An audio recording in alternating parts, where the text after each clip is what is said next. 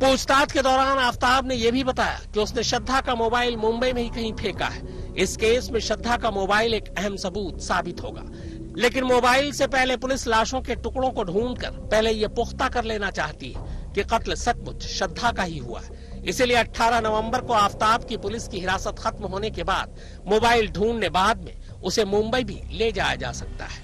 18 मई को श्रद्धा का कत्ल करने के बाद आफताब 2 बार महाराष्ट्र वसई अपने घर गया था। आखिरी बार वो इसी महीने पालघर जिले के वसई में अपने घर गया था। दरअसल आफताब का परिवार वसई से मुंबई शिफ्ट हो रहा है। इसी शिफ्टिंग में मदद करने के लिए वो अपने घर गया था। इससे पहले अक्टूबर के आखिर में भी वो वसई गया था। तब वसई पुलिस ने श्रद्धा के पिता की शिकायत पर श्रद्धा की गुमशुदगी को लेकर आफताब से पूछताछ भी की थी। आफताब जो पुनः लड़का है उसको भी हमने बुलाया, उसको मोबाइल फोन करके। तो लड़का आया था, उसके पूरा इंक्वायरी किया हमने, स्टेटमेंट रिकॉर्ड किया। तो उन्होंने इतना ही बोला कि साहब हम साथ में रहते थे, छतरपुरा पहाड़ी एरिया जो दिल्ली का एरिया है वहाँ रहते थे, लेकिन वो हम साथ में रहते थे, छतरपुरा पहाड़ी एरिया जो दिल्ली का एरिया है वहाँ रहते थे, लेकिन वो लड़की का महीने में झगड़ा हो गया किसी वजह से, लड़की मुझे छोड़ के चली गई है। और वो लड़का इतना बोल्डली बात करता था और हर बात अलग अलग बात करता था। तो हमें भी थोड़ा डाउट लगा कि हर बात उसकी डिफरेंट आ रही है, विसंगति आ रही है। और लेकिन ये तो अनलेस हुआ कि ये फोन में बंद है। तो हमने सब ये जो बातें हैं हमने सीनियर हमारे जो अफसर है, सीपी सर है, डीसी सर, उनको हमने ये सब बता दिया कि ये किधर ना किधर थोड़ा अपने को डाउटफुल लग रहा है कि लड़की किधर गई वो बता नहीं रहा है। लड़की तो झगड़ा करके बता रही है और वो उसका डिटेल्स नहीं मिल रहा है और फोन भी बंद है। हालांकि श्रद्धा का मोबाइल गायब है, लेकिन उसकी कॉल डिटेल ने बहुत सारा सच उगल दिया है। आफताब ने पुलिस को पहले बयान दिया था कि 22 मई के बाद से श्रद्धा और उसके बीच कोई बातचीत नहीं हुई, जब वो गुस्से में घर छोड़कर चली गई थी। लेकिन जब आफताब के मोबाइल को खंगाला गया तो पता चला कि 26 मई को श्रद्धा के मोबाइल के नेट बैंकिंग ऐप से आफताब के खाते में 54,000 रुपए ट्रांसफर हुए थे। जाहिर है तब तक श्रद्धा का फोन आफताब के पास ही था। 31 मई को श्रद्धा के मोबाइल के ही अकाउंट से इंस्टाग्राम पर उसके एक दोस्त से चैट हुई थी। ये चैट श्रद्धा बनकर आफताब ही कर रहा था। जब इस चैट को लेकर श्रद्धा के मोबाइल को खंगाला गया तो पता चला कि 31 मई को भी श्रद्धा के मोबाइल का लोकेशन छतरपुर ही था। 26 मई को 54,000 रुपए का जो बैंक ट्रांसफर हुआ था उसकी लोकेशन भी छतरपुर ही निकली।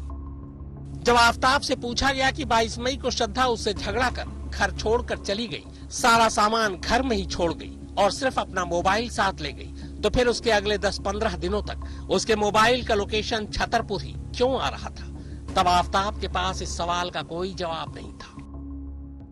श्रद्धा वालकर की मिसिंग कंप्लेंट की जांच करते हुए मानिकपुर पुलिस ने पहली बार आफताब को 23 अक्टूबर को पूछताछ के लिए बुलाया। तब उससे सिर्फ पूछताछ की गई थी, उसकी स्टेटमेंट दर्ज नहीं की गई थी। आफताब यही बोल रहा था कि मई में उसका और श्रद्धा का झगड़ा हुआ, जिसके बाद श्रद्धा घर छोड़कर चली गई। उसके बाद उसे पता नहीं कि वो कहां गई, क्योंकि वो उसके संपर्क में नहीं है। 3 नवंबर को फिर से मानिकपुर पुलिस ने आफताब को पूछताछ के लिए बुलाया। आफताब ने इस बार भी यही कहा कि श्रद्धा उससे झगड़ा करके चली गई है और उसे कुछ भी पता नहीं है। Technical analysis, mobile analysis, banking transactions देखे गए और उसके बाद पुलिस को यह पता चला कि बैंक अकाउंट में से, श्रद्धा के बैंक अकाउंट में से 3 बार पैसे आफताब के अकाउंट में ट्रांसफर किए गए। पहली बार 18 मई को और उसके बाद 2 बार और ये तारीखें जो आफताब ने बताई थी उन तारीखों के साथ मैच नहीं हो रही थी। इसी के बाद उसकी सस्टेन्ड इंटरोगेशन दिल्ली पुलिस और मानिकपुर पुलिस की टीम ने की, जिसके बाद आफताब ने यह कबूला कि उसने श्रद्धा को मार दिया है। दिल्ली पुलिस सूत्रों के मुताबिक जिस आरी से आफताब ने श्रद्धा की लाश के टुकड़े किए, उस आरी के बारे में भी उसने यही बताया है कि टुकड़ों के साथ आरी भी महरौली के नाले में फेंक दी। पुलिस की कई टीमें सफाई कर्मियों की मदद से अलग अलग नालों से आरी की तलाश कर रही हैं। हालांकि कत्ल का ये सबसे अहम सबूत अब तक हाथ नहीं आया।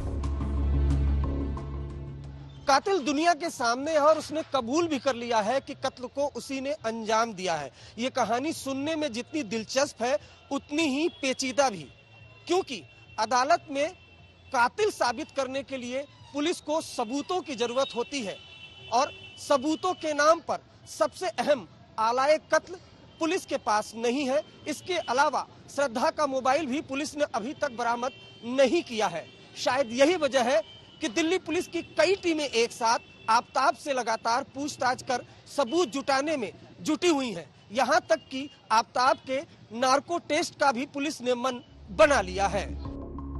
मुंबई से दिव्येश सिंह और दिल्ली से अरविंद ओझा के साथ हिमांशु मिश्रा, आज तक।